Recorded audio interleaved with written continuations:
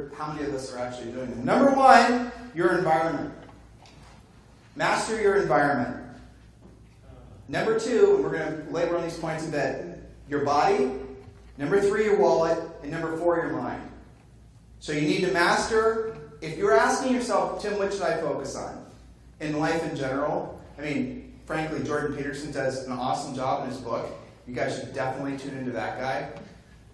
One of the things that's fascinating to me about him is he's an actual clinical psychologist who saw patients for decades. And then, have you guys studied the 4 levels of learning, by Maslow? You guys ever studied those before? Well, I mean, so it's it's unconscious incompetence, conscious incompetence, consciously competence, and then it's a tongue twister. Our HCCAs had to study this last week, so they know it better than me. That's maybe the one I missed on the test. So anyway, he is beyond that. So he has the ability to take this information. He has to be so you definitely read his book.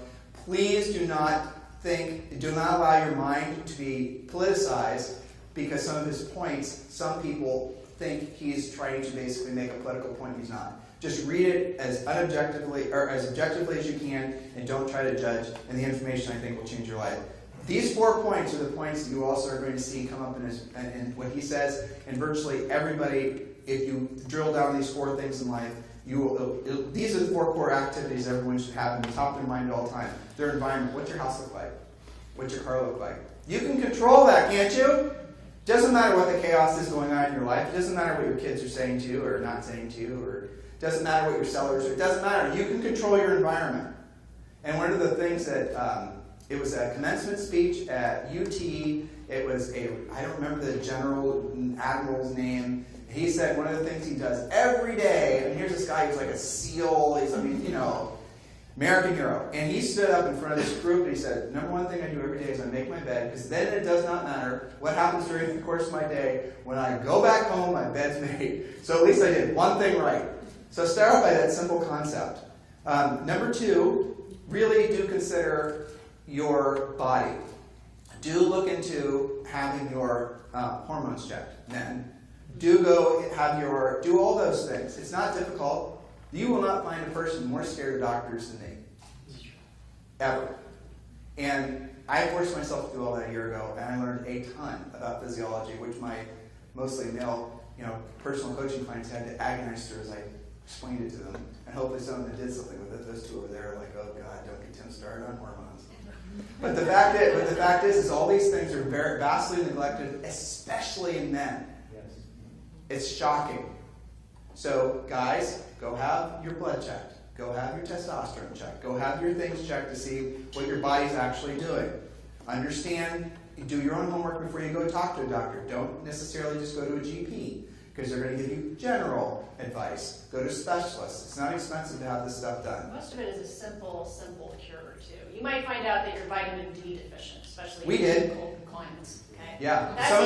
Some of us are genetically predispositioned not to be able to, our bodies cannot, whatever the heck the physiology term is, vitamin D. And then when that happens, it actually affects a whole bunch of other stuff. So you have to offset that with the food you eat and the supplements you eat. It's fascinating. Your body is incredibly important. Julie has a long thing written on sleep. I can summarize some of that. All right, I'll give it to you in a second. Wallet. Okay, here's a very simple way to manage your money. Money is one of those things that makes everybody a little bit nervous. I mean, Julie and I have been married for 27 years this year, and I promise you that for the first 20, I don't even know how many years, every time we talk about money, every month, because Julie manages the money, her voice would go up, and I'd like, Julie, are you even noticing you're getting a little stressed?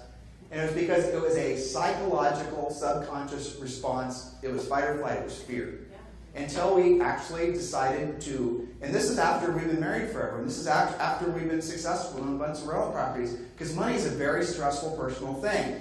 But you got to really realize what it is. You got to really manage it in such a way that you can look at it unemotionally as much as you can. And the simplest way to manage your money is very simple ways. Number 1, I strongly encourage you guys to finish the real estate treasure map. If you've not done that, do it. You get it free. We give it away free all over the place. But finish that. It's a book we wrote a long time ago. But this is a fill in the blank a life and business plan. Is Ventura It's in called here? My Financial Ventura, where Future. can they get that? What's the URL for that? Is there a direct URL? No. Okay. Can you make one? Okay. What's it going to be called? Boom! There you go, realestatetreasuremap.com. That's He's My going, Financial he's going, I can't get online, Tim. I can't do it now. It'll be available sometime next week. It makes you know your numbers and stop hiding out from it. Almost every one of you, and we would put ourselves in this bucket back then, if we put you on the spot and said, what's your personal monthly financial overhead? You'd probably get close, but you might be off by $2,000, $3,000, $4,000. Okay, what's your business overhead? You could be off by a lot on that too. So it starts you off there, and then it takes you to goal setting, which also often has a price tag attached to it. Why do we know our numbers though? Gary, how much do you have pending right now? Right, exactly. Brandon, how much is your monthly overhead for your house? You know. You don't have to say it. Luis, yours, monthly overhead, you know? No, you don't. No, you don't. Dude, you know. Dude, Brandon, tell it to Brandon right now. Was it true? I don't know. Was it more than $5,000? Yes. Then he doesn't know his numbers. Mm-hmm.